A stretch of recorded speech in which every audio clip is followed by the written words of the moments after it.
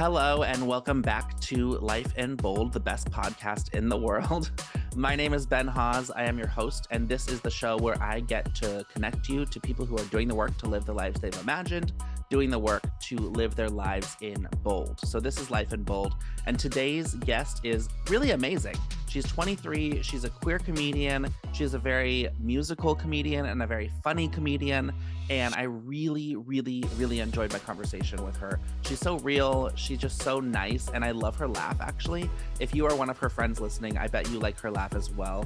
She's just so genuine and such a cool person. So today's guest is comedian Reagan Allen, and we just had such a cool conversation. I met Reagan 4 weeks ago at her solo show, where she did a 30-minute comedy show with music and stand-up, and she had a pianist playing, and it was just like such a funny show. She has this one song about how much she loves Michael Cera, and it's just really funny, and we get into it. Like, it was a little vulgar, but we get into it, and I really enjoy her and appreciate her, respect her, admire her.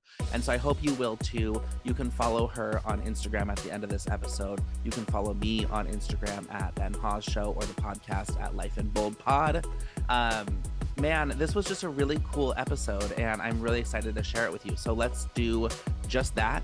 This is Life in Bold, and the guest today is Reagan Allen. And so without further ado, please welcome to the Life in Bold stage, Reagan Allen. Wiggle it out. I got this new Lizzo t-shirt today that I'm really excited about. I love it. It's so amazing. I'll show you. It's like, yeah, let me get the full. I love that photo of her and the lettering also. Oh my gosh, that's so amazing. Target. She's the best. Stop. Really? Target. Oh my gosh, that's awesome. Online Target, not the real store. Okay, just on the internet. I need it.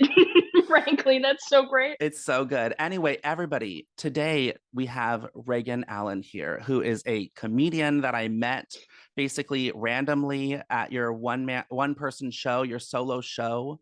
And I was so impressed, and it was just awesome. So say hi to the crowd. Hi, crowd. Hi, Ben. Your name is Reagan, which this was part of your show. Did you do a song about your name being Reagan, or just talk about it and do like basically stand up about like the craziness that your name is Reagan?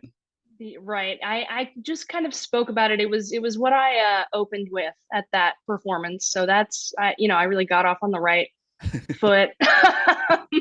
Yeah. And you were named after the president, Ronald Reagan. Yes. So thanks, buddy. But yeah, so my mom and dad were big Reagan Republicans. Yeah. I don't know what that's about, but yeah, they named me Reagan, and they always had said that to me. And then as I got older through my life, that became more upsetting to me over time. And then we would argue about it a lot, especially now my mom is a lot more she's evolved a lot in the time that I've known her from birth to now. Yeah. So she's not really on that wave anymore, but she still will get defensive anytime I bring it up. She's like, I wanted to give you it sounded like a smart girl's name. And I'm like, not a smart girl's name. Like, that's great. And anytime I introduce myself to any adult man, I'm always like, oh, I'm Reagan Allen. Like, that's so presidential. I feel like it's also two men's names, Reagan Allen, both of them. And it's very, I don't know. So I have mixed feelings about it, but I kind of like it now. I also I recently was looking at the roots of the name. It's Irish, I think, and it comes from this word for little king, little ruler, which I I appreciate that. Yeah, that's not bad.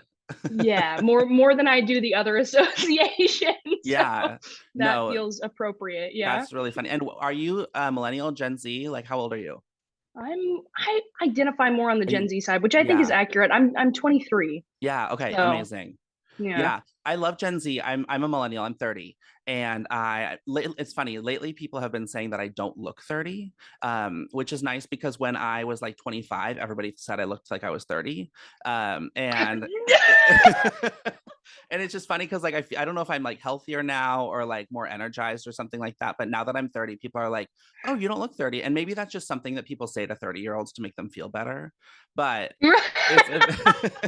maybe when you turn 30, that's when people start saying, oh, you look so much younger. Whereas like when you're 23, like everybody wants you to at least feel 23 or older. I'm not sure Right. of like the mechanics and the Right. science behind it, but I love like Gen Z on TikTok and like with the content they do and like Right. also just like the activism that Gen Z does, like I'm really like into.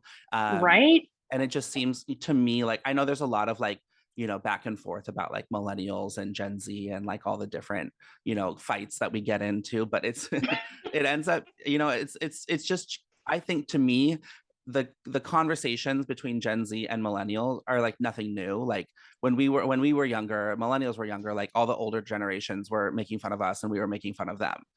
So it's funny because I think there are specific things about millennials that are funny and specific things about Gen Z that are funny, but like the conversation of like, oh, kids these days is like nothing new. Right. Right. Always that. Well, here we are bridging the gap also. Exactly. So you can bring your Gen Z fans and I can bring my millennial fans and we can all Right. party together. Your Yes. show was called what? Intelligent Bisexual Woman? Yes. Oh my That God. was the title of the show. Yeah, How you're dead. You're right on. how did you come up with the title? Well, it was conceived. Okay, so I started writing the show in 2021, and I at first like my original idea was that it was going to be more like chronological through my life. So it was like three kind of parts of my life that I was seeing where it was like Mm, intelligent was kind of my childhood where I was really my mm, parents were really obsessed with me being smart and me just ensuring that I did well in school and like I skipped second grade and everybody thought I was like a big genius and yeah. then that all kind of, it's like you peak in second grade and then where do you go from there? Yeah. But, so that was intelligent. And then bisexual, kind of my adolescence, early adulthood, where I was like figuring out my sexuality and like exploring certain things for the first time and dealing with that. And then woman being this kind of more current Mm, chapter of my life where I am thinking about my gender and what does it mean to be a woman and am mm, I a woman? Am I only a woman? Am I so anyway, that was the original idea, which is where the title came from. And then I kind of abandoned the the timeline as a structure. But I kept the content. So what you saw, I guess, was about a half hour. mhm. And the whole script is it's really like it's like an hour long show. Yeah. But I think almost all of the songs and spoken things and the stand up that I deliver like throughout the show they all kind of deal with one of those elements of my personhood. They all fall under one of those three umbrellas. So Mhm. that's where it Yeah. comes from. Yeah. The song I have to say about Michael Cera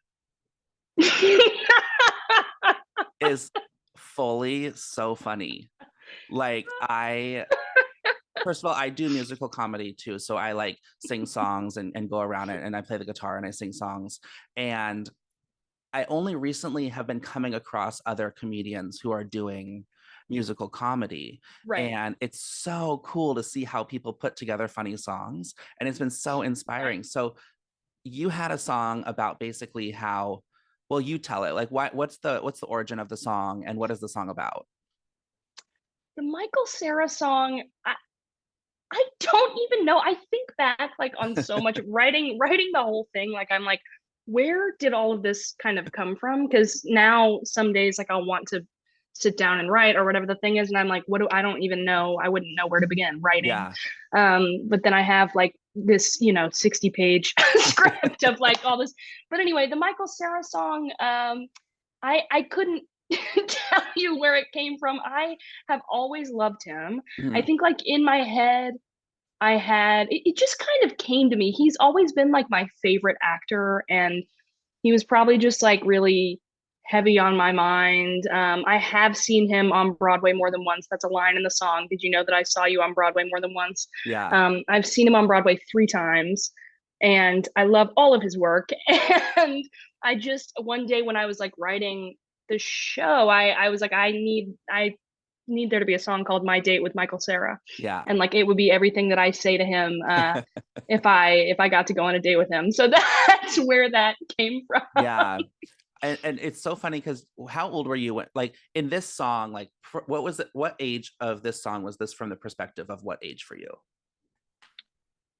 I think like present day, Now. honestly, because I think like the chorus being the whole song is really it's very romantic almost. I feel like it's like my princess moment. The Yeah. piano is very romantic, and it's just really tender. And then the chorus, not to be vulgar on your wonderful podcast, but Go for it. the first, you want to talk about being bold. Yeah. The whole thing of the chorus is I've never wanted to suck a dick more than I want to suck yours. Yeah. Which I also just think is like a silly. I don't think most people go there when they think of Mr. Cera. So I do. Mhm. It's just genuine love. But anyway. Yeah. Well, that's what I thought was so funny is Yeah. like Michael Cera is just such a specific person, Right. and I think from a queer perspective, I think, because I think he's just straight, right? And I think that like, but like he is such a, how do I even want to say this? Like he is somehow queer anyway. Yes, because what's so funny is like so many of my friends that were at that show, like that hadn't heard that song, were like, it comes up because I'm saying, I was thinking about, do I like girls in like fifth, sixth grade? I'm thinking that I'm like, I think I like girls, like, Yeah. and then I would be met with some kind of pushback from other people around me, and I'd be like, no, no, no, like I'm not gay, like my biggest crush in the world is Michael Cera. And my friends are watching this and they're like, Reagan, like the fact that that's the guy you're pointing to, like it's Michael Cera to prove that you're straight or to prove that you don't. And they're like, Michael Cera is like essentially a lesbian. Yeah, right. And like he just has lesbian energy, and like it doesn't even help your Yeah. case to say that that's the man that like you love more than any other. That to me was the funniest part of it, is like, because the story leading into it, and that's what I think is so fun about songs and doing stand-up and songs, is like you can tell a story and then go into a song, and like the song doesn't necessarily have to be the same as the story, but the way they Right. come up together. Like I've been performing Miley Cyrus's The Climb on stage That's with the amazing. guitar. Oh my And God, yes. my goal is for it to be comedic and for it to be Right. funny, and like for all of us to be singing this like anthem together. But the Right. story that I tell beforehand is how New York is just so hard to live in, and basically my rent is going up, and how my landlord is being an asshole, and like my rent is going up by a lot, and I have to like work through that. And so I tell this story, which I don't even remember if it's true, like, but the vibe of it is true. And it's like I tell the story about how I was crying about this rent raise at 2 a.m. in bed and listening to music, and this song came on, and it just reminded me that you in New York, you just, you can't give up, you have to keep going. And then I Right. sang The Right. Climb. And it just ends up being so funny. And to your point about, Michael Cera not really helping your case, when I was in high school, I was like out and proud that I had a huge crush on Miley Cyrus. Which is so, it's almost like a similar thing where like Yeah, Miley Cyrus has such a, to me, in a very powerful and like badass way, like yeah, almost a masculine totally. energy, and just the way that she is. And that's so hilarious. Yeah, Yeah. and it's so funny. I remember one time I went to the Britney Spears circus tour, which was just ultimately like an amazing, iconic show. Like this That's Britney Spears awesome. circus album, first of all, is just so perfect. And then the Amazing. show being a circus, like, and there being like, it actually inspired my entire like year 17. And I went to that show, and I remember my best friend Kelly, who honestly doesn't live in New York, but you guys would get along. I remember talking to her, and she was like, if anybody says you're gay for going to the Britney Spears circus tour, like just tell them that, or she didn't tell me like just tell them, but she was like, what did she say? She was like, you saw Britney Spears like with just pasties on or something like that. And it was just like as if like I went to go to Britney Spears's concert because she's hot, you To know? see her boobs. Yeah. And it's just so funny, like these women that I was like into, like it wasn't like, I remember a lot of the guys were into like Jessica Alba. Like I was like, I'll go with Miley, like Right. were you a musical kid? Did you take piano lessons or like in choir or chorus or drama or anything like that? Oh God. Uh-oh. Boy, did yeah. I mean, it's so weird because when my parents like took me to like music class when I was like a baby, Mhm. baby music class, not, anything too structured. But anyway, so we did that, and then my mom, oh, I love to like put on a show in the living room, who Mhm. come on, I know, I we've know. all been there. For me, it was not even shows, it was circuses. I really was obsessed with the circus. I Oh would put my on God, this is circuses a because I whole was in theme for you. no, when I was a kid, I wanted to be a clown. Like I wanted to be a circus clown. That was like my number one goal. And my parents would like take me to the circus and I would just be like sitting there in awe, like inspired by the clowns. And so I would come home and put on like circuses on the weekends and I would like have the makeup. I was a clown for 3 years in a row as a kid for Halloween. And like it's funny, like I remember like when I was like really young, like I really wanted to be a clown. I also wanted to be the next country music superstar. Right. I was like really into Tim McGraw at the time. Um, and so like it's funny that now I do like comedy and music and stuff like that because like at like 7 years old, like I knew that that's what Right. I wanted to do. Right. Yeah. Yeah. Anyway, you were Exactly. saying. No, that's like so true. I can't believe the clowning obsession. I don't think I know anybody who is like as a kid. That's like I love that. I feel like everybody was horrified by them Yeah, or but then again and like I know people now who fully like do clowning because yeah. like that was a big part of I like went to school for acting and I always am like I don't get it. Like you do your thing, but like I'm a clown, nearly 24/7. Like I Yeah. taking it to an extreme like that. I mean, I don't know. I kind of like it now though, observing it. I don't anyway. That's really hilarious to me. But but yeah, no, it's that thing of like when you're a kid. I knew when I was a kid that I wanted to do that, but I love to sing and my mom would be like, you should audition for Mm, this musical at the community theater or this like touring thing or like whatever. Like, let's go to this, but not in like a freaky way, just like yeah. you love to perform. Like, do you want to be in a musical? Like, does that sound fun to you? In a very normal way. So she I would always be like, Mom, I hate musicals. Like, no way. That's goofy.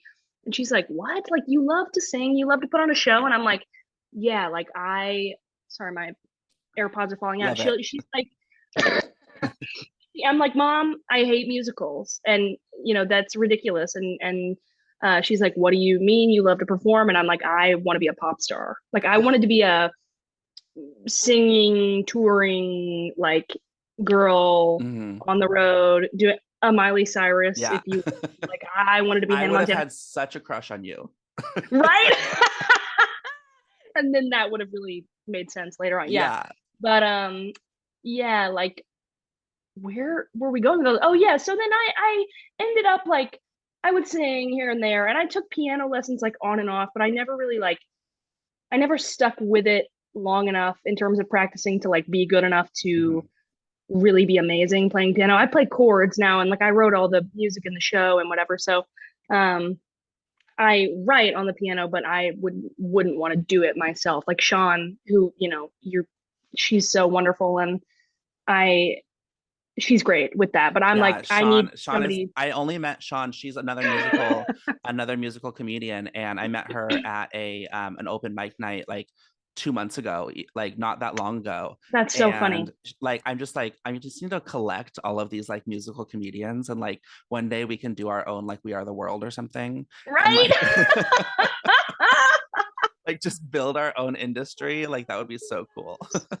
Oh my God. Yeah, no, because that's hilarious. Yeah, but she's great and but she plays and sings at the same Mhm. time, I guess. And I'm just not I think I could do it, but I'm not like I don't feel confident in that. But Yeah. so I took piano lessons and then I did choir and I did drama, I did theater stuff when I finally my mom was right, you know, I was destined to do all that. So I did that starting in like middle school through high school and I was super obsessed with that and I you know grew up I was like living in Arkansas at that time and went to this like weird little like private school like I had a little scholarship and like went to this private school with all the like affluent Arkansans, which is like odd because Arkansas has such a low cost of living, and then people are thinking that they're like really Oh, like strutting their stuff, like they are like slaying and like so they have such superiority complexes, you know, at this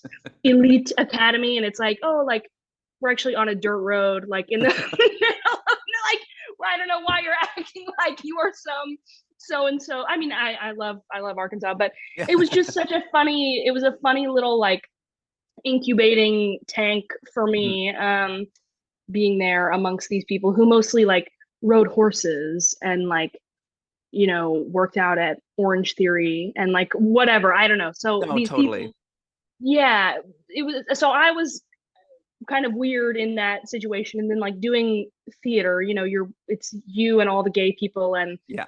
all the kind of like weirdos but anyway I was doing that and then I studied that in school so Yeah. kept that going and then the pandemic happened when I Yeah. was in college and that Yeah. When did you through graduate?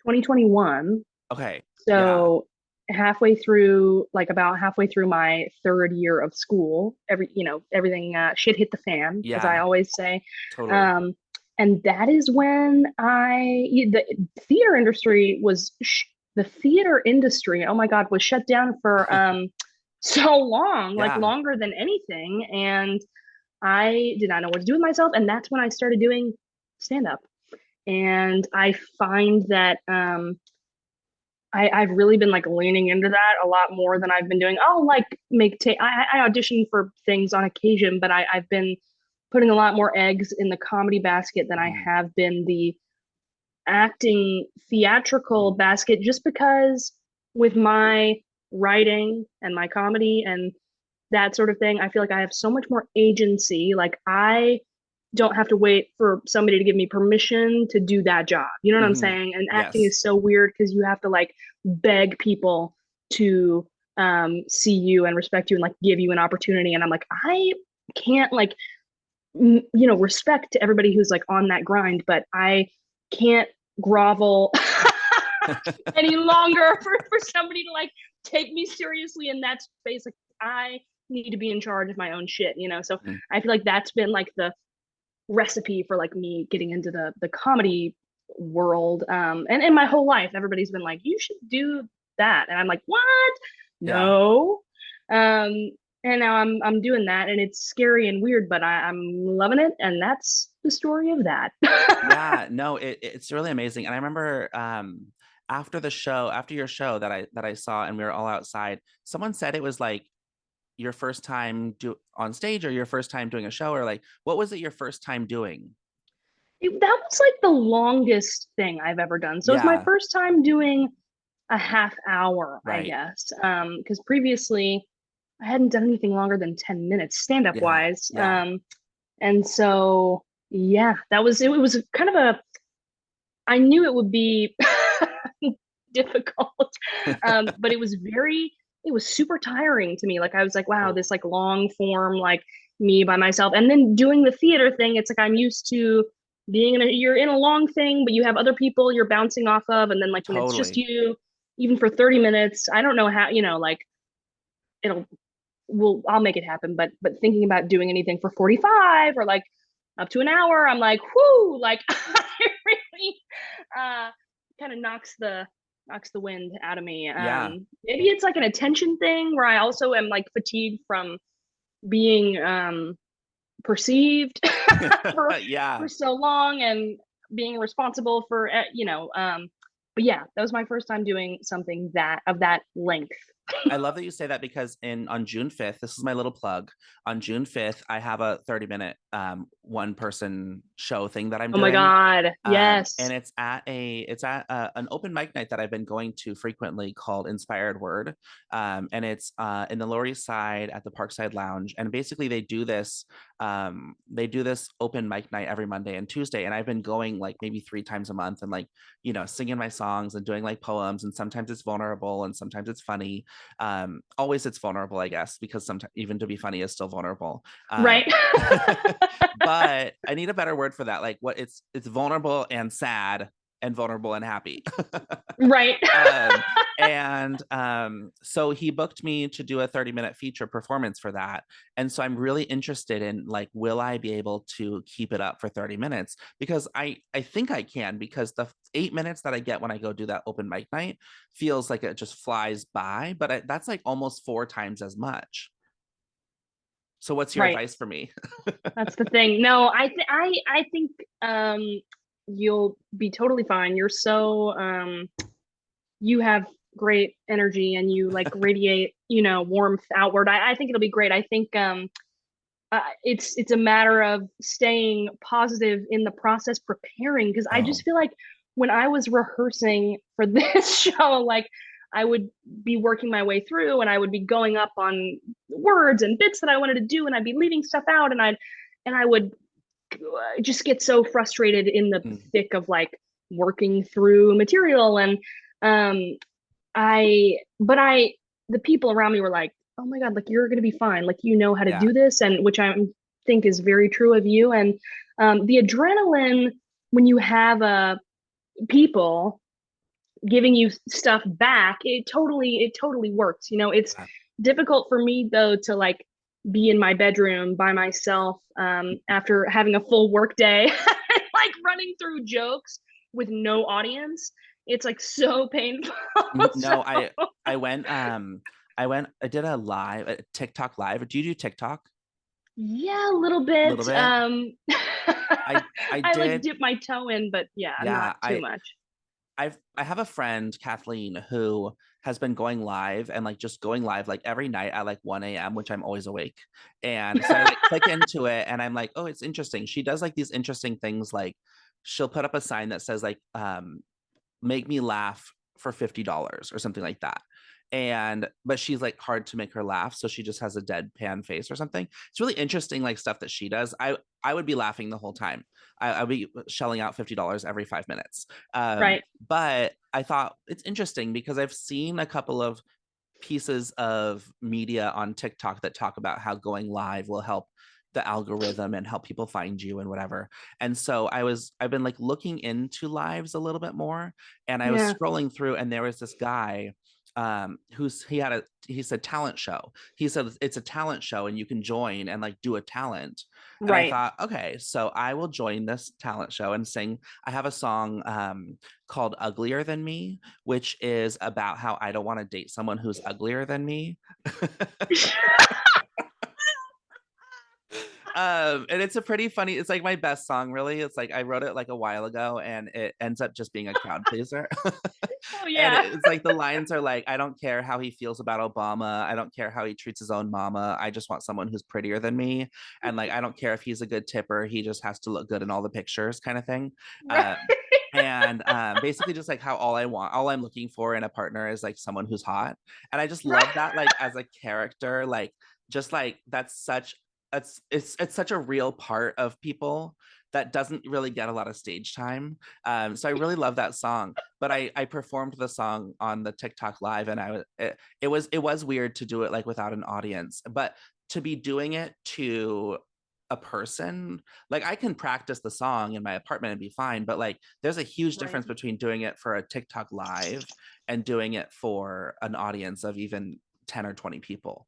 Right. And so funny enough, yesterday I went live on my own and I was like, I'll do a talent show. Like I will be the Right. one that people join Right. and show me their talent. Right. And like I'm just the kind of person that like when I have the idea, like 20 minutes later I'm doing it. And so I made a little TikTok live and I was like, talent show, join. And it was wild because like for only 2 people ever joined. And only one of them really had a talent, which was rapping. And I did a little beat for her like on my guitar, but I just like Right. had my guitar, and then I was like, well, I was just kind of playing the guitar, and like when something would happen, like someone would comment something, I would just kind of sing about it, and like kind of improvise a song. And then I was like, I should be improvising songs on TikTok live. And Right, so, right. which is a skill that I just want to have. Like, I feel like that's such an impressive skill to just like take a situation and like make a song out of it, like with like Yeah, and rhyme things and stuff. yeah. And so I did it. I was like, everybody, give me a word to like give me a word to like improvise a song off of. And someone said pickles. And I think it's because I had recently posted a video of like my post show diner dinner, and it was, and I said I don't like the pickle, like I'll leave the pickle. And so I basically like improvised this whole song about how I don't like pickles, and it was like kind of good. Yeah. And so then I like got the download and I put that on my social media and stuff. But I don't know, it's just it's an interesting world of like comedy, music, stage time, and social media. Like, are you like big on social Hmm. media? Do you think about social media a lot? I think about it a lot. I've been thinking about it more. The thing about it is like I it's so it's like a conflict of I appreciate that it's a tool Yeah. that helps people and is good, and I find it interesting and good that people get exposure and time and space in a way that maybe a lot of people wouldn't, who don't have certain other like resources. I like that. I feel this pressure, like I should be taking advantage of that. Mm, Um, but it's just it's like very unnatural to me. I don't enjoy putting myself on camera mm, and like dealing with that and kind of the logistical elements of like I don't really want to be a video producer and an editor and a yeah. person who's like cutting shit together, and that I don't want to do that. I want to Mhm, perform. Like I mhm. don't want to be setting up a tripod and like doing a light and like I'm not a producer. I'm not like a Okay. an executor of, so it's like I always get frankly kind of like pissed when I try to, I'm like, oh, I should like make a TikTok today, Yeah. and then I end up being annoyed. But Yeah. I do it on occasion, and I'm not consistent with it. TikTok, that's that. I Instagram is really like my thing of choice. That's like my favorite medium, I think, Mhm. although I don't really use it. I use it for promotional Yeah. reasons. I don't necessarily put like content or like material on there, although I have been dabbling in that for the first time this week. I posted my first reel like two Oh, days wow. ago. What was it Um, about? really insane. What was it about? Oh, it was about the this is so stupid. It was about the Love is Blind live reunion that Yeah. went awry. I don't know if you Mhm. were you watching this I most was recent not. season? I was not. No, how could I you be? It's garbage. It's trash. But like, yeah, I was like, well, I better make a bit about this and put it on the internet because Mhm. everybody's talking about it. But which is one of those things where it's like, would I normally be talking about Love is Blind? No, like I normally Right. am talking about Catholic school and like being gay and all of these things. But I feel this. I wish that it just wasn't like if in my perfect world like it wouldn't exist because then I wouldn't feel like pressure to do something with it. Mm, I yeah. I would, but I appreciate what it does, so I don't really Mm. wish for that. But I I don't know. It's not Are you intuitive to me. are you an introvert or an extrovert? My best podcast question ever. Well, I feel like maybe that's kind of like part of it. I think if I had to really think about it and like assess myself, I go back and forth on this, but I do think that I am more of it's tough. I think I am like a very, very extremely extroverted introvert. You know what Yeah. I'm saying? Because Yeah. in the sense that, and I think I also like my understanding of those two words is always changing. Like, what do Yeah. those really mean? Like, I need so much time to Mhm. recharge. Like I need a lot of alone time. I love being alone. I Mhm. like doing things by myself. I need that to like be sane. And then on top of it, like it's this fatigue. Like I get tired really easily, like um talking about myself Mhm. or like being on the spot in certain scenarios, not like this and not when I'm performing and like not with my therapist. Like I'm happy to talk about myself in those situations, but Yeah. I find when people are like, well, what have you been up to? Or like, oh, how's this going? I'm like, if I wanted to talk about that, like I would share it with you. I promise. Like, Yeah. please leave me alone. I don't know. So it's a mix, but I love people also, and I'm obviously very like outwardly I feel like I thrive around people and I feel comfortable like socializing and Mhm. um yeah, so it's just like a mixed bag, but honestly like deep down I think I crave a little bit of like respite away from that, maybe more Yeah. so than like people who are just like I am an extrovert, like, Right. Yeah, I yeah. think it's really interesting because any test I will ever take will put me at 100% extrovert.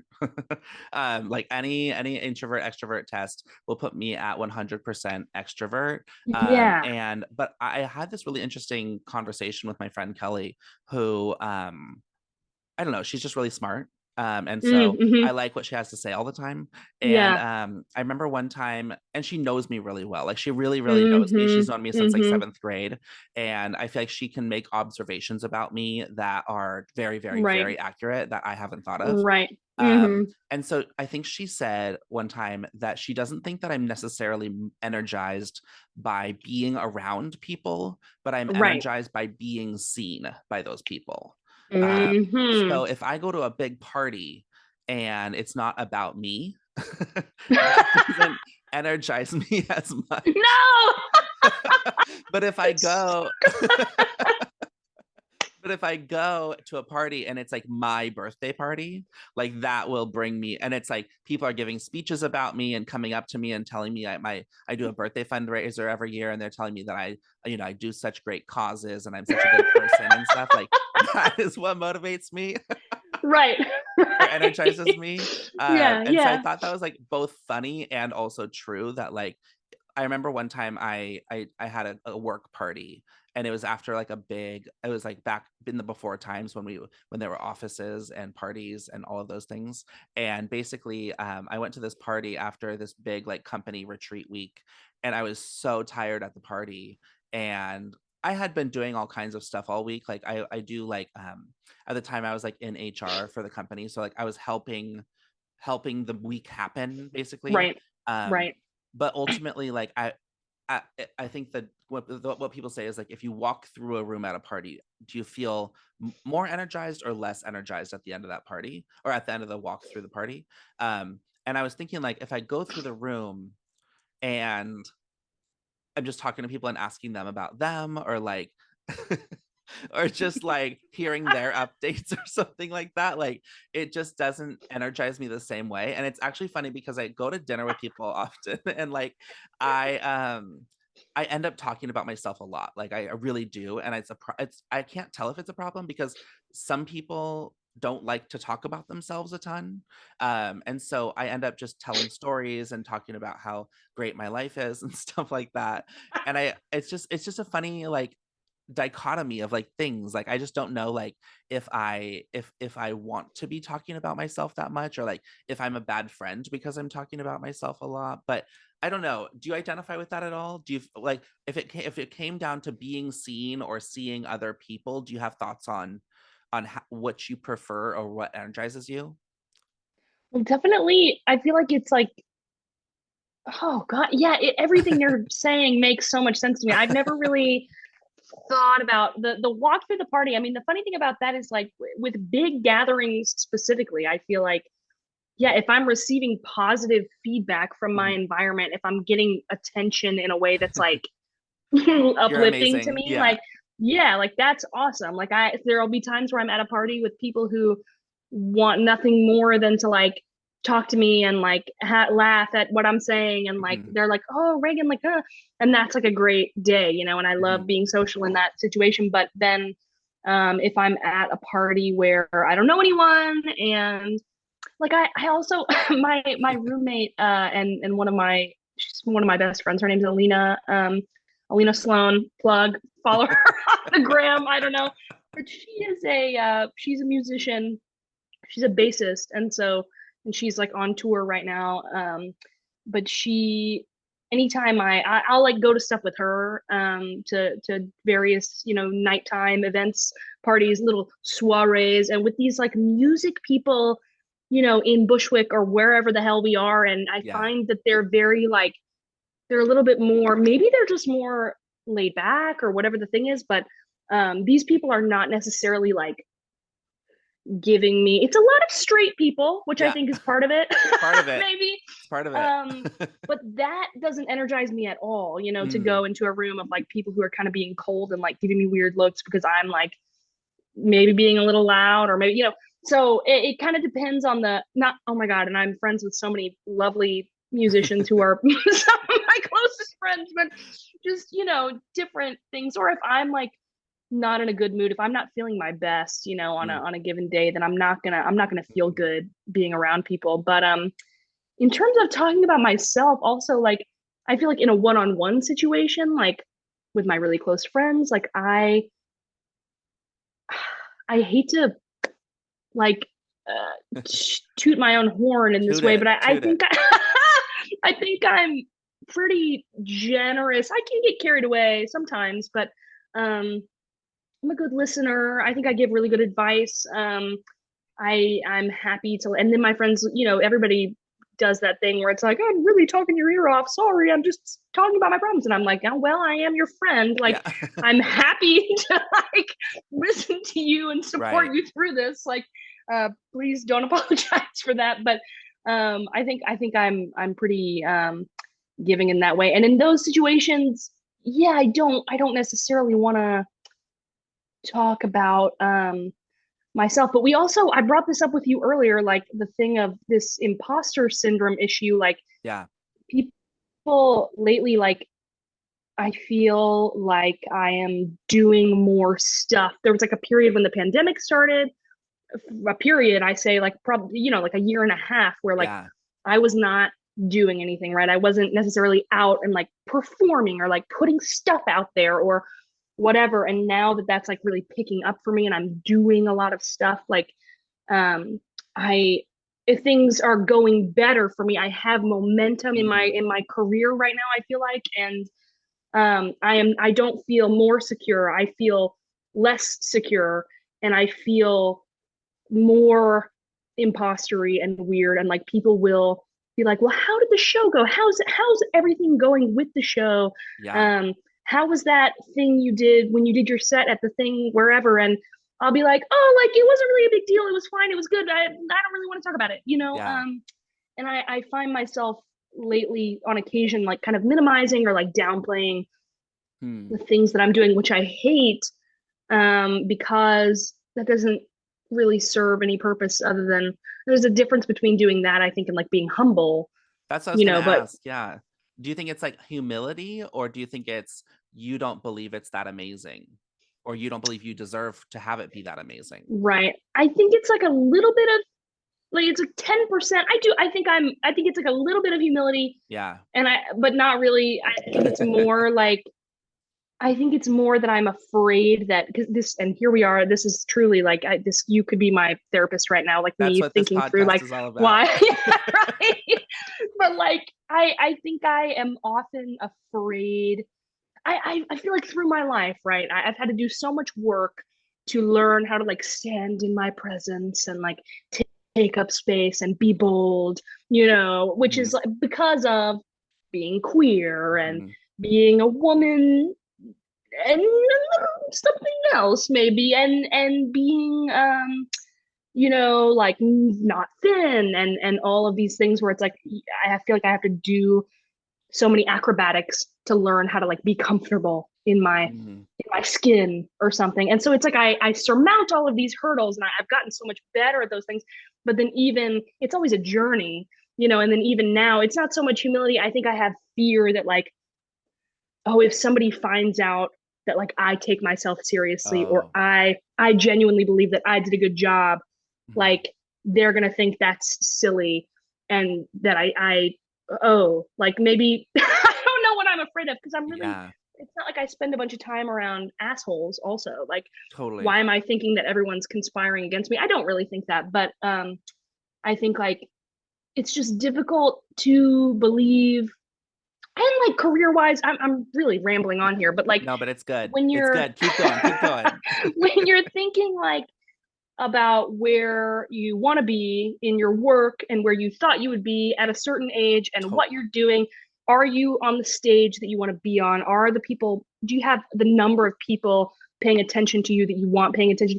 All of these things, like um I think like it's never really good enough, but then Mhm. I when people are like, how's this going, Mhm. um I'm like, well, it's good, it's okay, it's not a big deal, because I don't know. I think there's also this thing with people who are not in the performing Mhm. arts of any kind, who are like, the classic family member thing of like, when am I gonna see you on my TV? Yeah, Or right. like I went on this, being from Arkansas, this is so typical, this destination bachelorette trip Oh my God, so like good. So good. a year or two ago, and I got there and it's, like 10 straight women and me. Mhm. And the fact that one of my friends from home is even married is like, to me, that's insane. Yeah, and I Oh my just God. for one moment forgot that did you say you're 23? Yeah. 23. Yeah. Yeah. I had that feeling very much too at that age. Like, wait, you're married? Like what? Like, Mm-hmm. and Mm-hmm. at 30, it's like still like that. Yeah, like I'm not gonna lie, I can't foresee myself being wed to another at 30. To if that like, I mean, Totally. I feel that feels reasonable to me. I don't know, Mhm. but like even then, but it's like, yeah, that it's just different like tracks of life, I guess. But Yeah. being with those people were there, and like this one girl is like, oh, like what do you do? What everybody else is like, I work at this thing, like I'm married, I do this, like whatever. She's like, what do you do? And I'm like, oh, like I do comedy, I've been doing stand up, like that's what I'm pursuing right now. That's what I'm a comedian, pretty, I Yeah. don't, so many words for something so simple. But she's like, oh, like, well, what does that mean? Like, what do you do? And I was like, like I do stand up. And she's like, oh, like, so do you like, I'm like, I do comedy. She's like, do you write on a TV show? I was like, baby, no, I'm 21. Yeah. Do you know how old the people, like they're Yeah. 50-year-olds on SNL? You know what I'm Mhm. saying? Like, Mhm. no, I'm 21. Like Yeah. it will take me probably 10 years, like Totally, um totally. so it's just so funny, like because you have this, coming in from outside. Even I can be so comfortable and like confident in like where I am and how I'm doing and the Mhm. work that I'm making and whatever. And then it's often, it's like I feel like I have to do a lot of like legwork to not allow that sort of thing. Or like my mom being like, what happened with that audition? And me being like, Oh yeah. nothing. Like Mhm. nothing happened because they didn't call me. Like, it's like you go through that, and you have to kind of like have a kind of force field that's like, okay, I just know that what I'm doing is what I need to be doing. Like nobody else needs to, they don't have to understand. They'll understand when, my Right. shit is together Mhm. externally for them. They'll understand in time, but they don't have to get it now. Like, Exactly, exactly. yeah. And it's good that you know that you don't need to be constantly like looking for their approval or their, whatever you're looking, whatever people look for in their friends. Like, I think as a queer person, you just have a different timeline and a different situation and like really different priorities. And something that that I've been dealing with in my life is that um for a lot of my life, a lot of my friends have been straight women, like in Right. high school and junior high and in college. Yeah. And it's really interesting because I'm just now starting to make more queer friends. Mm. And it's been really interesting because throughout the pandemic I ended up starting to feel very like lonely, and not because I didn't have friends, but just because I was turning 30. My life was very, very different than any of my friends. And I remember I went to a work happy hour actually, and I was telling another gay worker at my company uh, that I was like, oh, all my friends are married and whatever. And he was like, how many of your friends are queer? And I was like, not many of them. And he was like, he basically said, like, don't compare your life to your straight friends' lives. And Yeah. it was just, it's interesting because when I first came out, I came out when I was 19. And I felt very much like I was so young. Like I didn't have like junior high to flirt with boys, like all my straight friends like were like 10 years ahead of me in terms of Mm, dating and all of that stuff. And mm-hmm. I had been suppressing everything and ignoring everything and not taking Mm-hmm. action on my 12-year-old feelings for some boy or whatever. And so it's Right. been really, really cool to like start to make more queer friends and like still obviously include my straight friends who are doing amazing things and they all have like really wonderful children and all of these things. But like, Right. but I'm in an era of my life where like I'm like, okay, so I'm 30 and I'm not married. I don't have a kid. I actually just did a TikTok about like going on TurboTax, and the first thing they ask you is like, are you married? Did you have a baby? Did you buy a house? Did you get a new job? And I'm like, no, no, no, Nope, no, nope, no. nope, nope. And so I did Right. a little sketch about that on I just posted it today. And but it's an interesting thing to think about. Where do you how do you define success for yourself, either in life or in comedy? Do you have an idea of like 40-year-old Reagan like doing something specific, or do you just want to ride it and enjoy the climb? If you will. Yeah, interestingly, like everything you just said makes so much sense to me, and I feel like as a they say queer people, what you said is so interesting. It's like I feel like queer people go through I don't feel like this is a phenomenon that's documented, but the Yeah, thing is you go through like a second puberty almost, yeah, and it's like when does that happen? Like I don't know, like my frontal lobe is not developed, and it won't be for a year and a half. So yeah, that's still ongoing, even if I was normal, even if I was straight or like whatever. Like, and then I feel like um there's so much that I am like figuring out about mhm. myself constantly. I rarely look ahead to being 40. I think about like The way you said 40, you're like 40. I know, like, oh my God, it's Yeah. so grave. And I really, I don't, I think that's right up where I don't know what will be because like, I want to,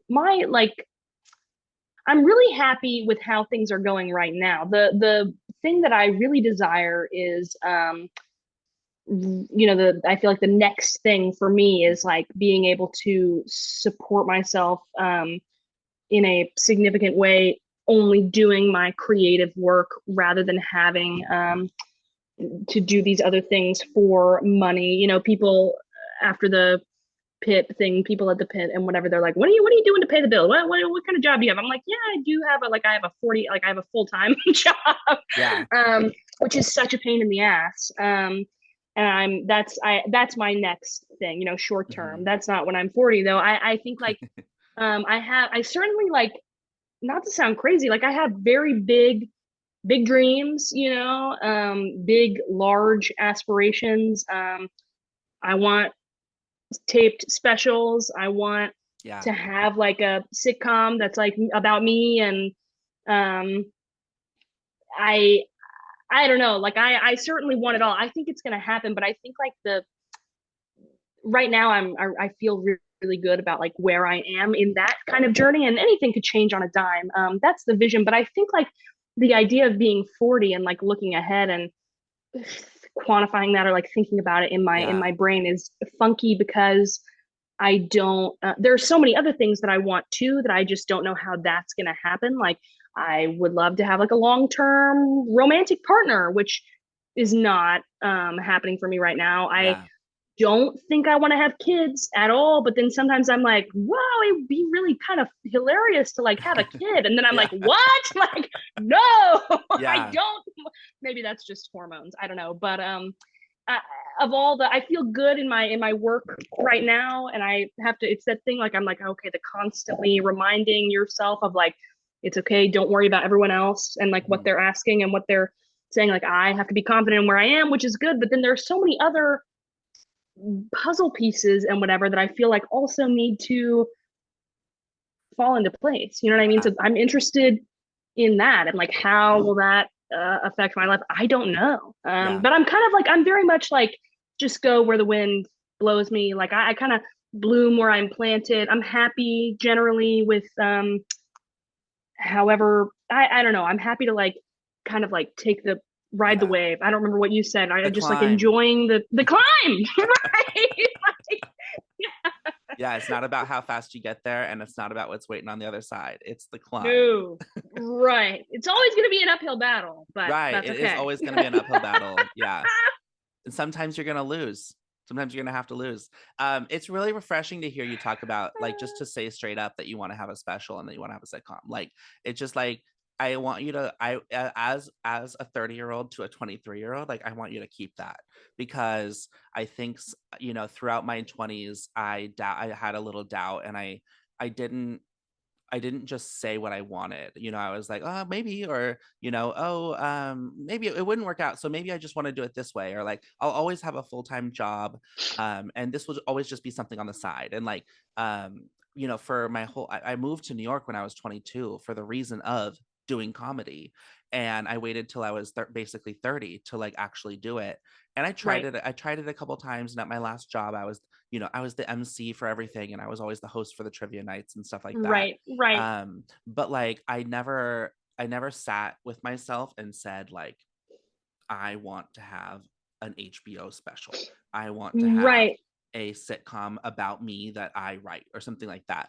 And I think right. that for me it took a lot of therapy of understanding my story and understanding like my intentions with my life and like still a lot about being gay and a lot about growing up gay and that's ended up being a lot of my comedy is just that experience of being a queer teenager. I think there's so much to be said about being a queer teenager. Like there's not a lot out there.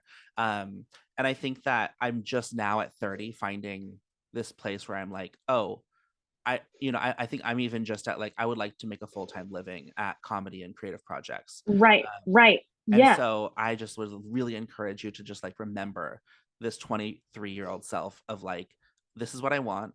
I don't care how, I'm like happy with the flow. I'm happy with the climb, but like, this is what I want. And I'm like standing in the fact that that's what I want. Yeah, which is such a everything you're saying. I'm like, yes, it's like such a hard, it is so difficult to get to a place where you're like comfortable to voice that because I think it's this thing it's like an impostery thing where you're like they're Yeah. gonna think I'm crazy if I Yeah. insinuate that I think that I'm capable of that.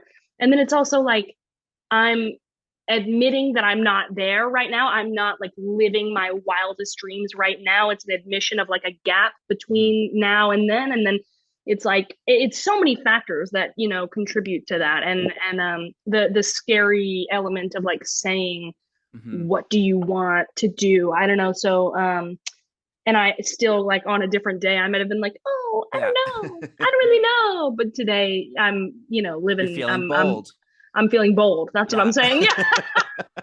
Well, Right. I have loved this conversation. You are so cool. You are so refreshing and interesting to talk to.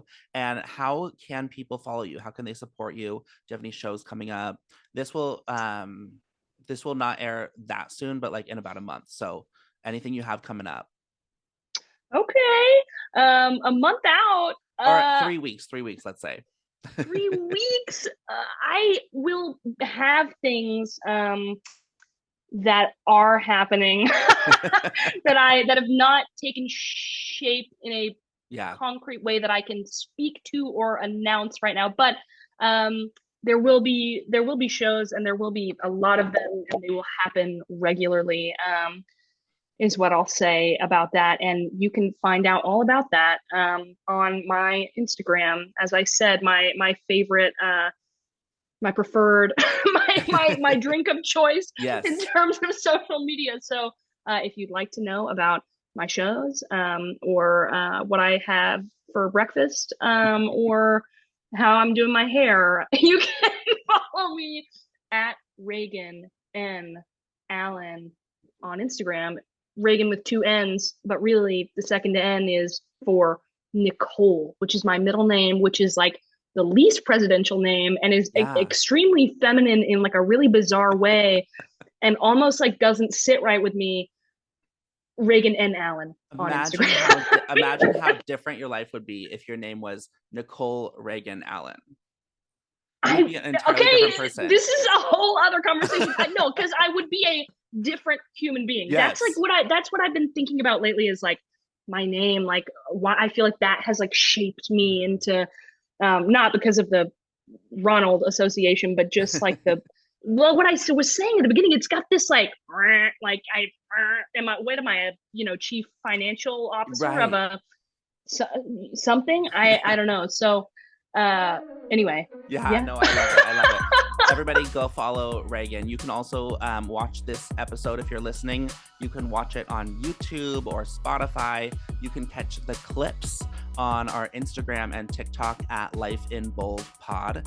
And I love this conversation, and I hope everybody listens to it multiple times. And I hope you have a great day, an even better week. And do not forget to live your life in bold. Bye. Bye. Thank you.